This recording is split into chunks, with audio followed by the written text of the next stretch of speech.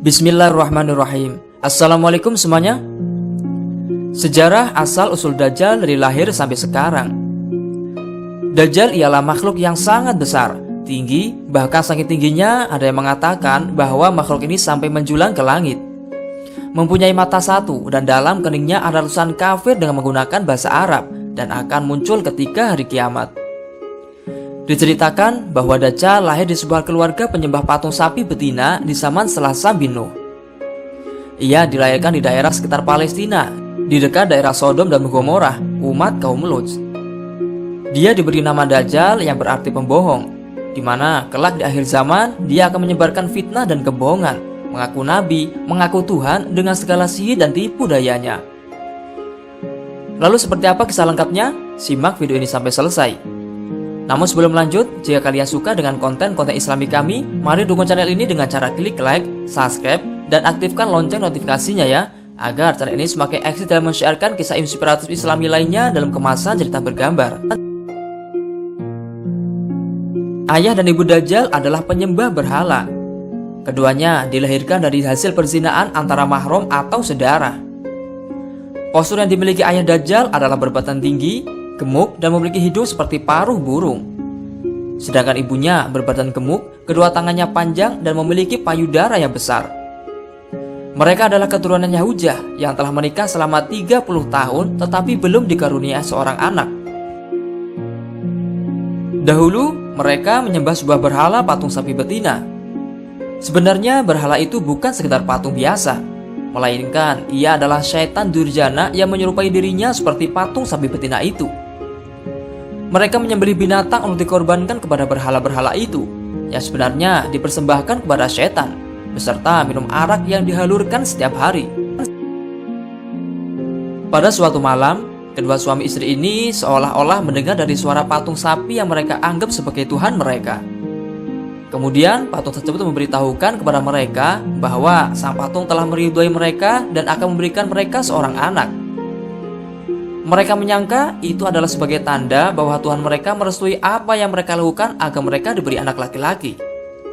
Akhirnya sang istri hamil hasil hubungan ketika sedang menstruasi. Lalu terjadilah kehamilan sebagai pengaruh perbuatan setan. Sesungguhnya jin dan setan tidak dapat mengetahui apa yang terjadi. Semua itu karena kehendak Allah Subhanahu wa Ta'ala. Mereka juga tidak tahu apakah janin itu laki-laki atau perempuan.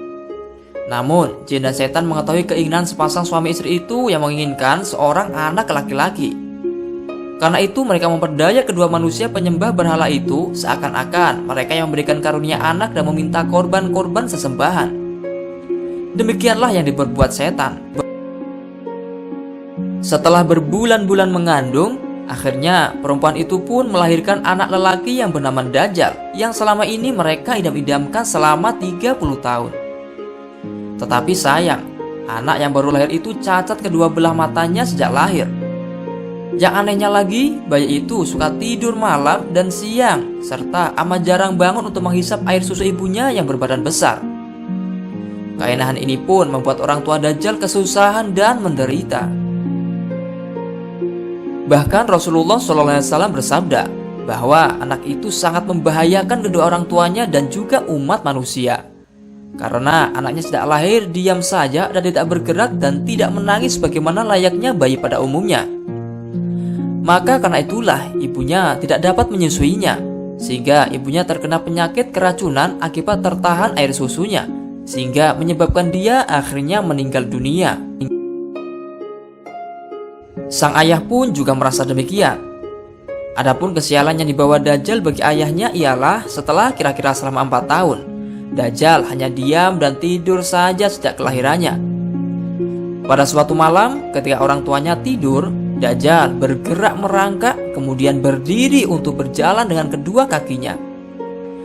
Sudah tentulah itu perbuatan roh atau jin setan, di mana kedua mata anak lelaki itu cacat, sehingga mudah dirasuki oleh setan yang bersemayam dalam patung sapi tersebut. Dajjal lalu berjalan ke arah patung-patung berhala, kemudian tidur di sisi patung itu. Sang ayah pun bangun keesokan harinya dan mendapati anaknya tidur di pangkuan patung Tuhan mereka. Ia mencoba memahami apa yang terjadi. Kemudian ayahnya memanggil tetangganya dan berita itu pun menyebar luas. Penduduk sekitar berbondong-bondong datang untuk menyaksikan hal tersebut. Kemudian hakim kota mendengar dan ingin memiliki anak itu yang dianggap dapat membawa keberkahan. Maka diutusnya mata-mata untuk membuat siasat. Maka dihadapkanlah ayah Dajjal kepada hakim kota dan dipaksa untuk mengaku bahwa kabar berita itu adalah hasil rekayasa dirinya semata. Karena itu, ayah Dajjal dipaksa untuk mengaku bahwa dirinya lah yang telah mengangkat anaknya dan menaruh di pangkuan patung sapi tersebut. Karena ayahnya Dajjal menyangkal tuduhan itu, ia dipenjara dan disiksa. Sementara Dajjal diambil oleh hakim kota dan dirawat dalam istana. Dalam menghadapi siksa di dalam penjara, rupanya ayah Dajjal tidak kuat lagi, maka terpaksa ia mengakui kebohongan itu. Setelah ia mengaku, ayah Dajjal lalu diusir. Maka tinggallah ia sebatang kara karena anaknya telah disita oleh tuan hakim kota. Dalam keterasingannya itu, maka meninggallah ayah Dajjal dalam penderitaannya. Setelah berada di dalam istana selama kira-kira 1 tahun 1 bulan, penduduk itu dilanda bencana dalam kegelapan. Allah SWT telah memusnahkan negeri itu, dan ia memerintahkan Jibril menyelamatkan anak itu dan membawanya ke sebuah pulau terpencil yang terletak di suatu lautan luas yang disebut Laut Yaman. Pulau yang didiami oleh Dajjal dikenal dengan nama Jazirah As-Su'ban Ar-Rahib Mu'adzabah Al-Halba, yakni sebuah pulau yang terdapat ular mengerikan dan hewan berbulu tebal. Hewan melata yang berbulu lebat inilah yang telah menjaga selama Dajjal mendiami pulau itu. Hewan ini disebut sebagai Al-Jassasa. Pulau itu berukuran kecil, bagaikan tumpukan bebatuan. Pulau itu terpisah dari gugusan pulau-pulau yang banyak jumlahnya.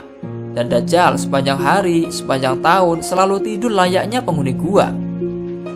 Dikisahkan, Dajjal sekarang dalam kondisi terbelenggu rantai besi dan kelak akan muncul menjelang akhir zaman dengan segala fitnah dan tipu dayanya.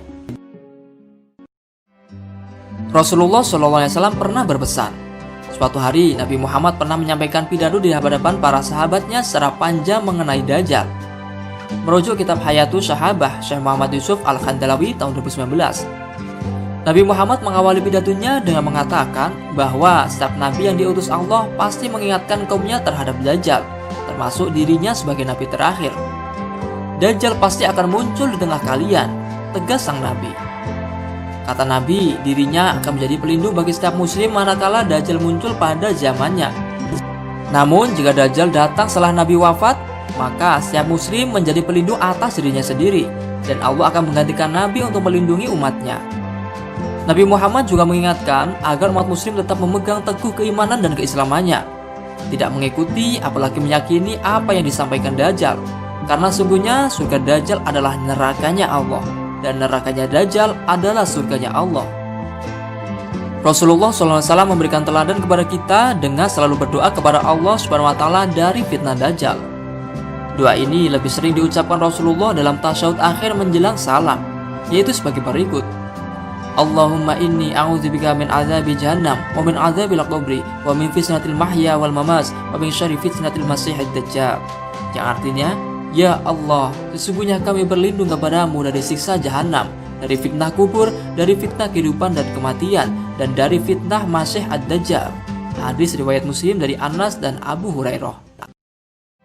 Nah, dari kisah ini semoga bisa menjadi teladan dan inspirasi bagi kita semua. Amin. Mari kita membaca sholawat kepada Rasulullah SAW. Sholawat Nabi Muhammad, Allahumma sholli wa sallim alaihi. Jangan lupa subscribe channel Muqtadil Anwar ya. Wallahu a'lamu bishawab wal muradi. Terima kasih telah menonton video ini. Jika ada kesalahan dalam penulisan secara di atas, kami mohon maaf yang sebesar-besarnya dan mohon meluruskan lewat kolom komentar ya.